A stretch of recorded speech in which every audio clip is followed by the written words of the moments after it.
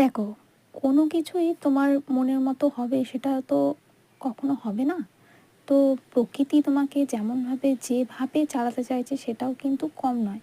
তুমি হয়তো ভাবছো যে আজ আমি এরকম হলে ভালো হতো, ওই রকম হলে ভালো হতো, কিন্তু তুমি এটা ভাববে যে যখন তুমি পাবে না তখনই তোমার কষ্ট হবে।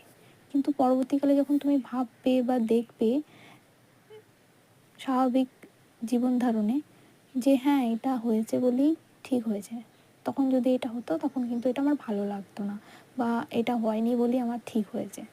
তো পরিস্থিতি যখনই কঠিন হবে কখনো ভেঙে পড়বে না। পরিস্থিতি যত কঠিন হবে তখন তোমাকে বেশি শিক্ষা দেবে যে আমি এইখান থেকে কি শিক্ষা নিতে পারছি। আর এই শিক্ষা থেকেই তুমি বুঝতে পারবে যে এর থেকেও বড় কঠিন পর্যায়ে এলেও আমি নিজেকে কিভাবে কঠিন থেকে পার করতে পারবো। দেখো, আমি এত কিছু ভাবি না কে কি ভাবলো, কে কি বললো, আর বলেই বা আমাকে কি করবে।